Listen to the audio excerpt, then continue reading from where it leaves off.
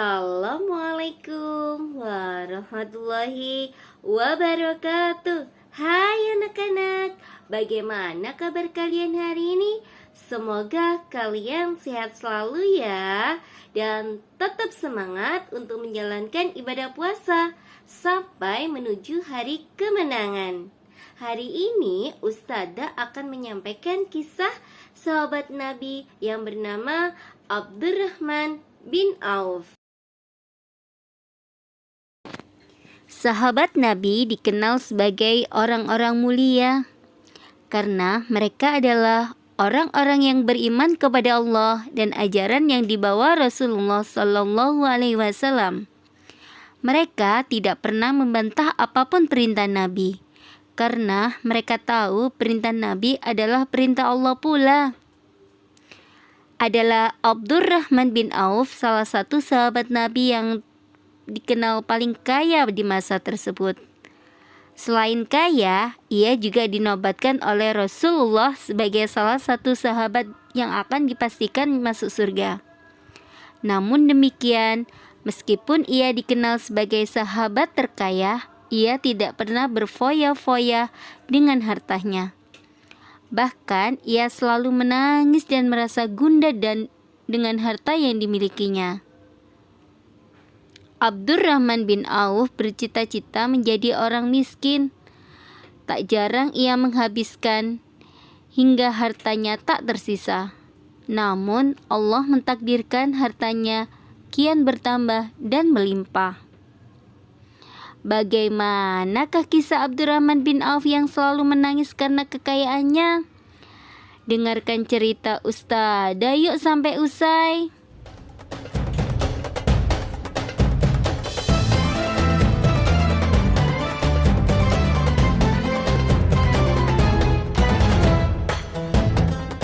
Dilahirkan dengan nama Abdul Ka'bah 10 tahun setelah tahun gajah.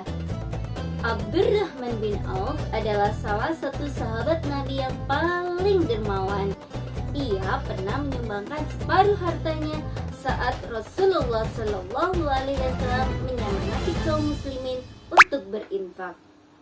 Abdurrahman bin Auf menyumbangkan hartanya sebesar 2.000 dinar atau kisaran 8,5 miliar.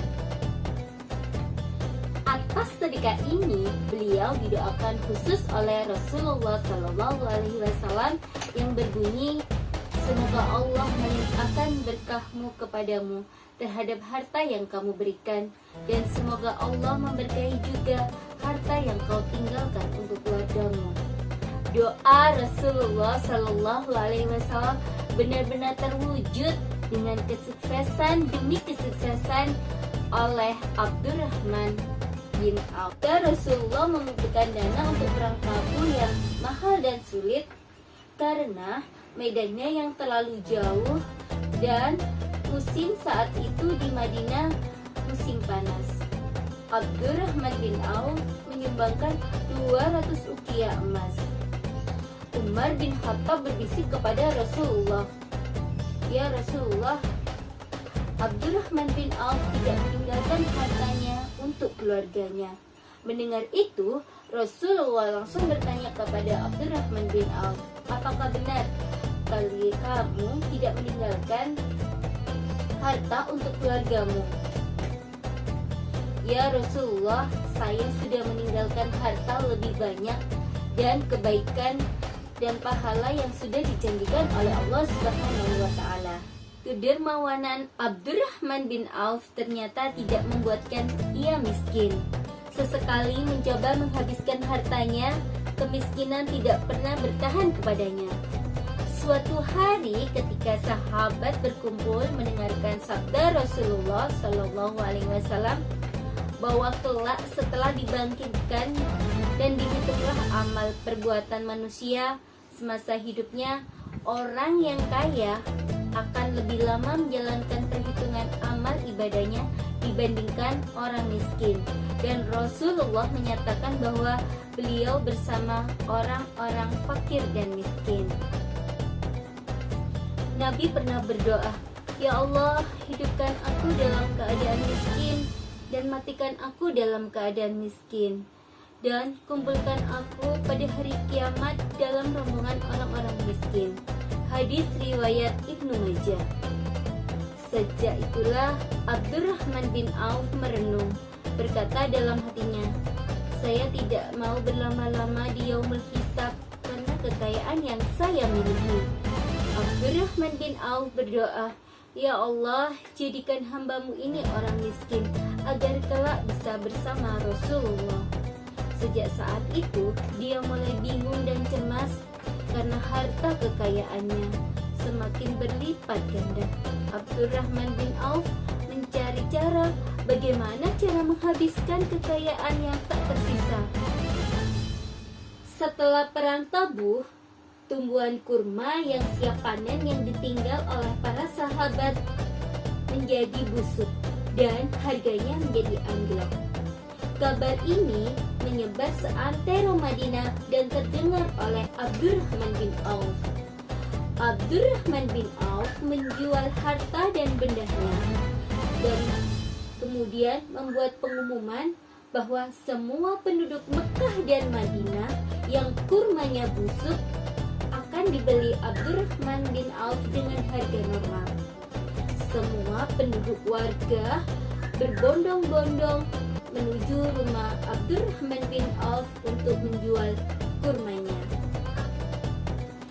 Hartanya Abdurrahman bin Auf akhirnya ludes, tak tersisa.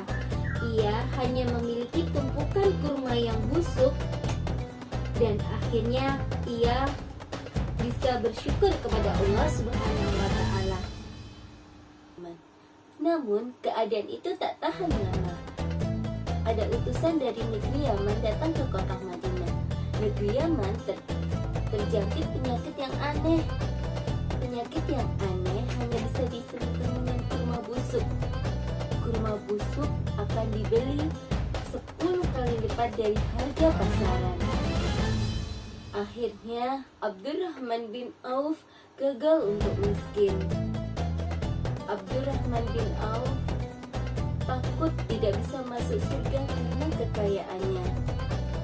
Ketika di rumah disuguhi makanan yang lezat oleh keluarganya, Abdurrahman bin Auf malah merasa sedih dan menangis. Allah bukakan dan bentangkan dunia ini yang untuk kami semua. Aku khawatir pahala dan balasanku dipercepat di dunia, kata Abdurrahman bin Auf. Ketika wafat, Abdurrahman bin Auf menangis bukan karena takut kematian, tetapi takut meninggal dalam keadaan kaya raya. Abdurrahman bin Auf wafat di kota Madinah usia 72 tahun dan meninggalkan hartanya yaitu 1000 ekor unta, 100 ekor kuda, dan 3000 ekor kambing.